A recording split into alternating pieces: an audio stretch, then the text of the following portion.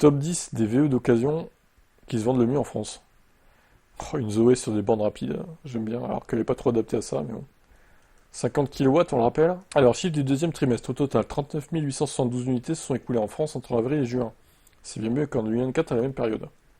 Mobiliance et Aver France viennent de publier leur traditionnel baromètre. Au cours des 3 derniers mois, avril et juin, c'est une fois de plus la Zoé qui est arrivée en tête des ventes avec 5162 exemplaires vendus. Ensuite, on retrouve les Peugeot i208, Tesla Model 3, Fiat 500 électrique, etc. La tendance générale qui se dégage est une progression des ventes de voitures électriques d'occasion en France. Elles ont augmenté de 34% par rapport au deuxième trimestre 2024. Mais les ventes n'ont pas progressé par rapport au premier trimestre, ce qui laisse présager une certaine stabilité. Derrière ce top 10 des modèles les plus revendus se dessinent plusieurs tendances. La première concerne le temps de vente. Le temps de revente en moyenne, une voiture électrique d'occasion met encore 132 jours pour trouver preneur. Ce qui fait 4 mois quand même. 4 mois et demi même. Ce délai est supérieur au délai observé pour les modèles thermiques. Mais ça s'améliore, c'était 145 jours l'année dernière. Alors, pourquoi il y a deux... Il y a une colonne turquoise, enfin verte, et l'autre bleue Alors, 5162, c'est les chiffres d'avril-juin 2025, ça ok. Donc la Zoé, Peugeot 208, Tesla Model 3, Fiat 500, Dacia Spring, Renault Twingo, qui est devant le modèle Y, Mini, Peugeot 2008 et Mégane. Je sais pas à quoi correspond la colonne de gauche. C'est pas précisé en même temps. Plus la voiture est récente, plus la revente est longue. Les modèles de moins de 3 ans nécessitent en moyenne 155 jours pour trouver un acheteur, contre 113 pour ceux âgés de 3 à 5 ans. Bah, ils sont moins chers. Plus le modèle est vieux, moins c'est cher, et donc plus ça part vite, quoi.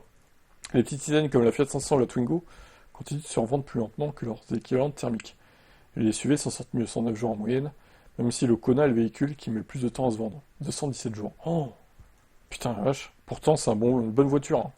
Top 10 des modèles les plus vendus par le professionnel et ceux qui se vendent le plus rapidement en moins de 3 mois.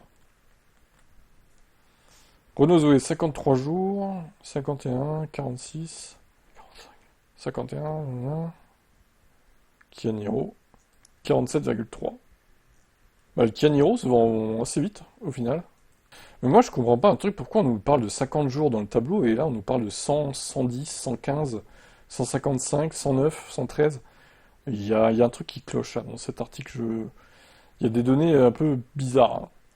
Enfin, côté valorisation, l'étude souligne un décrochage marqué entre le prix du neuf et celui de l'occasion. En moyenne, une électrique de moins de 3 ans se revend 22% moins cher, 32 654 euros, que son équivalent neuf.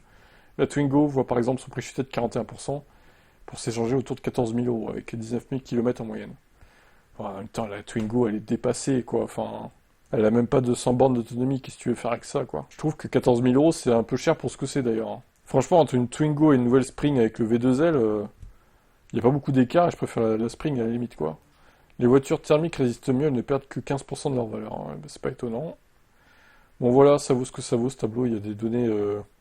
J'ai pas tout bien saisi, mais bon, on a compris en gros l'idée, quoi.